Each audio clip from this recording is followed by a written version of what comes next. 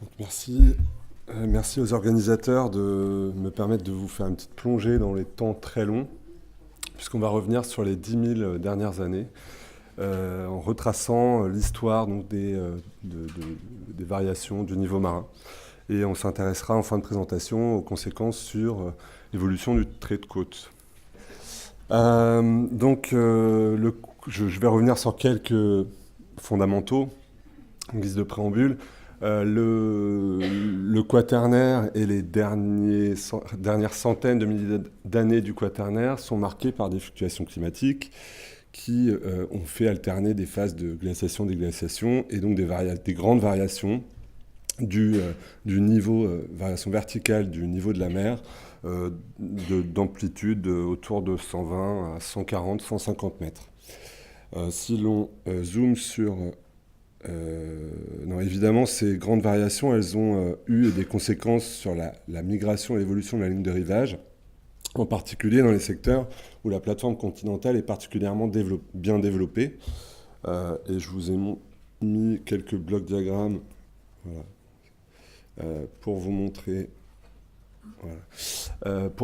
les différentes configurations. C'est approximatif, mais c'est histoire d'illustrer.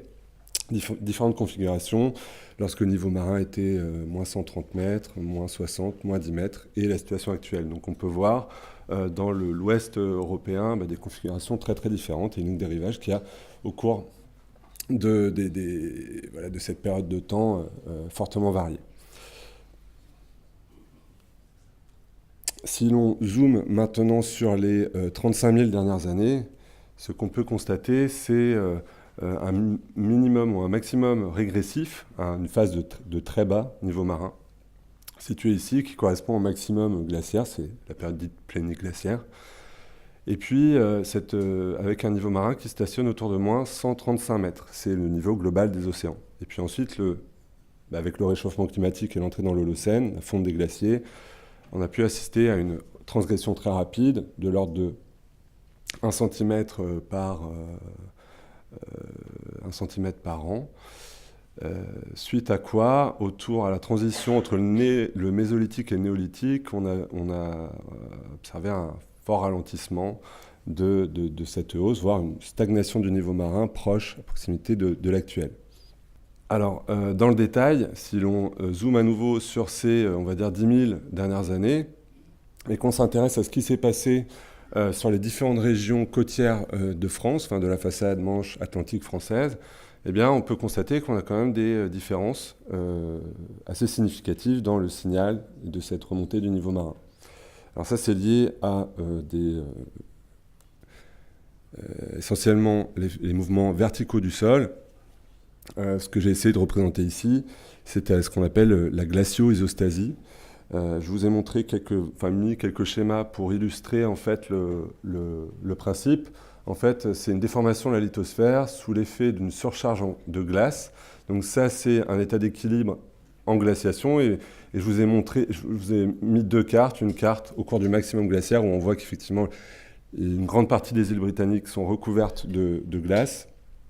Et donc sur les marges de cette calotte glaciaire, on a la constitution d'un bourrelet et d'une tendance au soulèvement.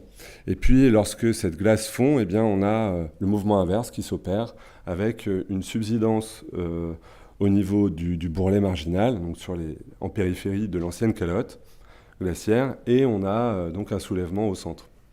Et donc ces mouvements, ils sont très, sont très lents. Donc bien après la fonte totale des calottes glaciaires sur les îles britanniques, le bourrelet a continué à se résorber et le centre, les régions centrales, anciennement centrales de la calotte, ont continué à se soulever. Donc ces mouvements verticaux du sol, ils introduisent une certaine variabilité spatiale et temporelle dans cette histoire globale de la remontée du niveau marin. Et donc c'est ça qu'on cherche à reconstituer, qu'on a cherché à reconstituer, et on n'a pas été les premiers. Alors je vous ai mis cette petite diapo pour vous montrer que c'est une question relativement ancienne. Le tout premier en France à s'être intéressé à cette question, c'est un capitaine de vaisseau, Alfred Devoir, qui a publié ce papier, la témoin mégalithique des variations des lignes de rivage armoricains, en 1912, et donc qui a cherché, qui a fait le constat de vestiges mégalithiques observés en zone intertidale, mais qui avaient été érigés initialement sur la terre ferme, et donc a fait le constat d'une élévation importante du niveau marin. Il a cherché, à travers des calculs savants de positionnement par rapport à des niveaux de marée, à reconstituer en fait les anciennes positions du niveau de la mer. Par la suite, les géologues et sédimentologues, géomorphologues se sont emparés de cette question. Donc ça a été quelque chose d'assez important, en tout cas une thématique de recherche assez florissante dans les années 60-70 en France. Et notamment où les auteurs que vous voyez ici ont pu reconstituer les grandes tendances, c'est-à-dire remontée très rapide, puis ralentissement, avec toutefois observé ici ces grands mouvements ponctués de phases de régression marine, de petites régressions marines, dont certaines étaient attribuées par les géomorphologues, en tout cas attribuées certaines phases, comme ici, la phase qui est entre 3000 et 2500 avant aujourd'hui, qui arrive au bronze final et aurait été responsable de la formation des grands massifs dunaires, en tout cas en Bretagne, puisque en fait la baisse supposée d'un niveau marin aurait entraîné l'exondation de grandes surfaces sableuses qui auraient permis à la déflation éolienne de constituer des grands édifices dunaires. Alors ces hypothèses-là sont aujourd'hui totalement battues en brèche, mais j'avais quand même envie de vous faire cette petite introduction historiographique.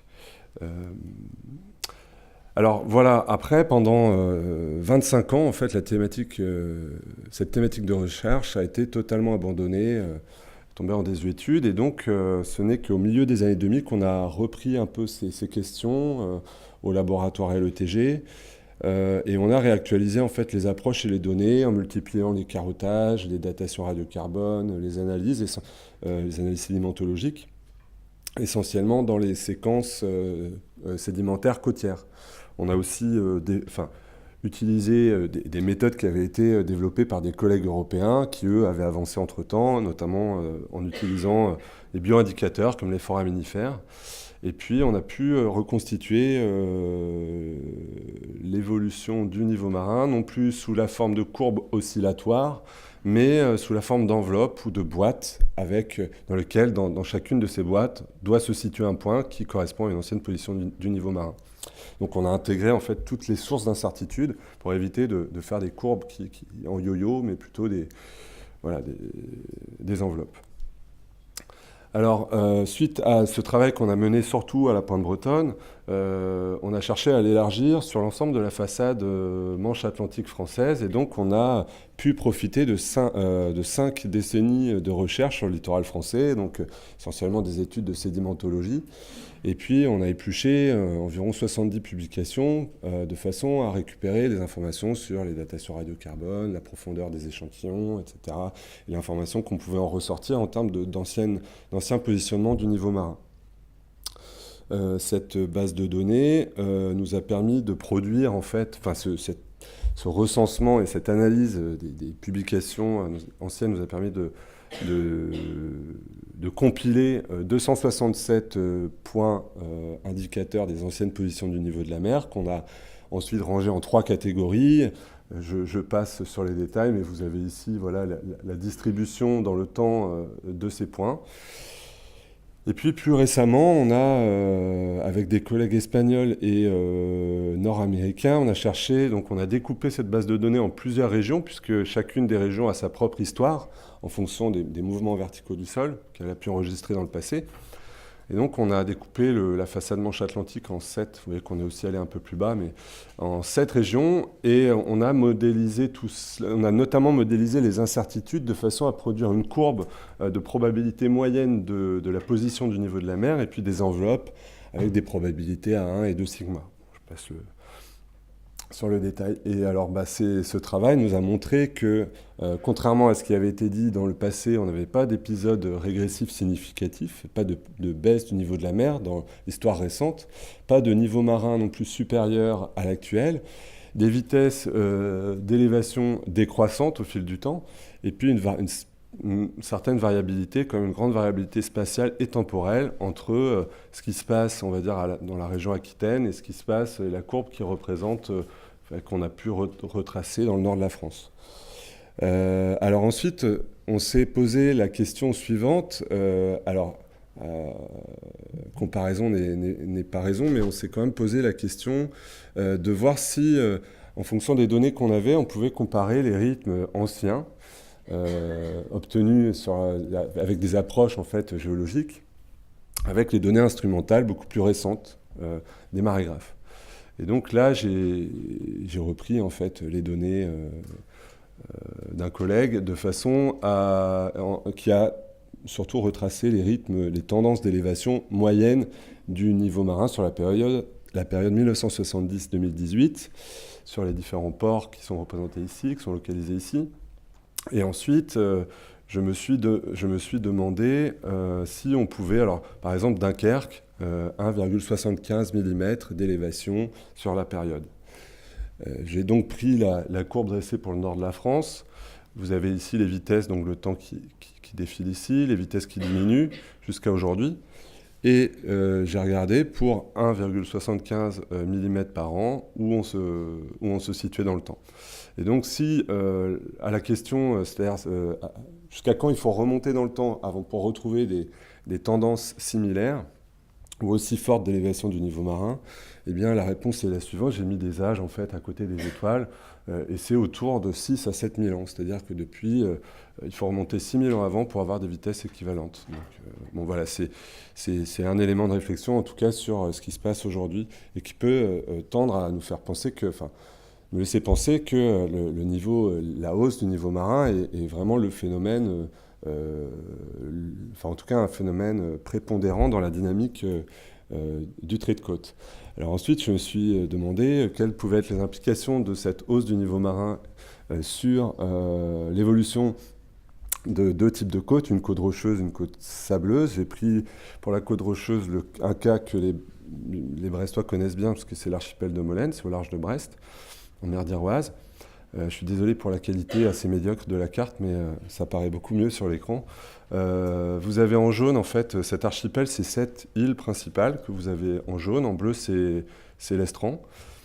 Et vous voyez que ces îles, elles forment, quand on dresse un profil topo-bathymétrique qui est ici, on voit que les îles, c'est vraiment les points culminants d'un plateau, un grand plateau sous-marin, qui est immergé sous quelques mètres d'eau seulement, et on peut penser qu'effectivement, au cours des derniers millénaires, avec la hausse du niveau marin enregistré en Bretagne, cet archipel a connu des changements morphologiques importants. Donc on a pu simuler le mouvement transgressif des derniers millénaires sur la topobathymétrie. C'est quelque chose d'assez simple, mais qu'on s'est autorisé à faire ici parce qu'on est sur quelque chose de très rocheux et une côte de dénudation très rocheuse qui est balayée par les courants et les houles. Et donc on peut constater, effectivement, les cartes paléogéographiques montrent une fragmentation importante des territoires et une baisse des superficies à la fois d'estran et puis des superficies terrestres. Et là, on peut considérer que la hausse du niveau marin est le facteur prépondérant d'évolution, en tout cas à cette échelle de temps-là. Le deuxième cas de figure, et je vais aller très vite, c'est un cas qui est une côte sableuse. C'est situé dans la péninsule Nord-Médoc. On s'est surtout intéressé à ce secteur-là, et c'est une côte qui aujourd'hui est en érosion très très intense, très rapide, et voilà, je vous ai mis l'exemple bien célèbre de l'immeuble du Signal. Donc on est sur la commune de Soulac.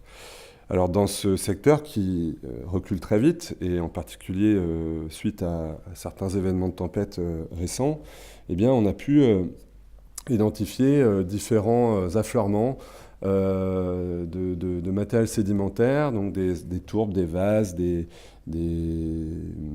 sables indurés, qui contenaient aussi de nombreux, ça c'est pour la petite anecdote, mais de nombreux vestiges archéologiques, des foyers néolithiques, des poteries antiques, enfin voilà.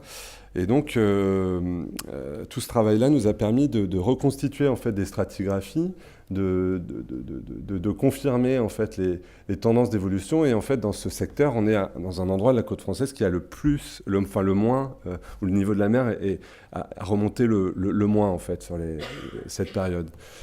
sur les derniers millénaires. Et donc, pour autant, les résultats qu'on a pu obtenir nous ont montré bien des changements paléogéographiques très importants, avec des phases d'ouverture, de fermeture, de destruction de cordons dunaires et de reconstruction, et donc qui montrent qu'en réalité, là, le facteur niveau marin n'est pas le facteur prépondérant, et donc qu'en revanche, on est sur on a d'autres facteurs comme les dynamiques morpho-sédimentaires et hydrodynamiques. Donc voilà, pour conclure, quelques points. La difficulté de positionner précisément les anciens niveaux marins, enfin en tout cas avec un bon degré de précision, et l'intérêt de prendre en compte les incertitudes. Je rappelle que le niveau marin n'est pas toujours le facteur de contrôle prépondérant, et puis en guise de perspective, je dirais que si on a fait le tour de la question concernant à peu près les grandes tendances sur les variations du niveau de la mer à cette échelle, enfin à l'échelle du territoire que je vous ai montré, eh bien, on a encore énormément de travail à faire sur les changements paléogéographiques et puis les implications de ces changements sur les sociétés littorales passées en termes d'adaptabilité, de résilience, etc. Voilà, j'en ai fini, merci.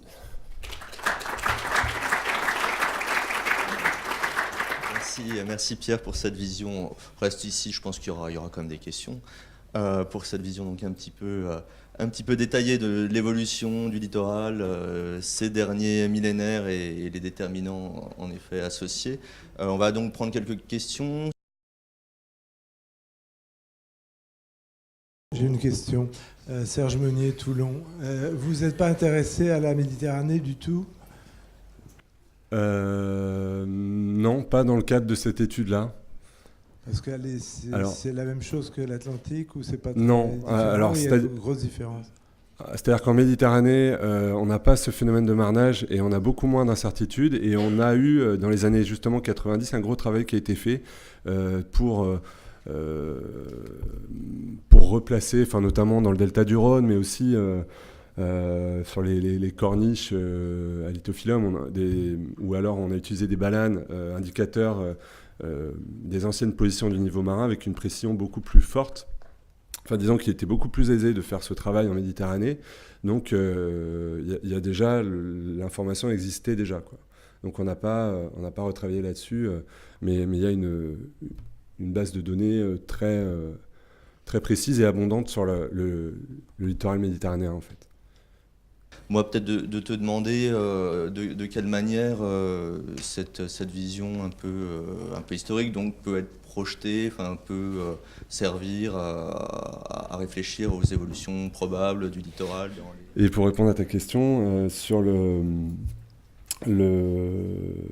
quels enseignements on peut tirer, c'est ça. Pour l'avenir, ouais.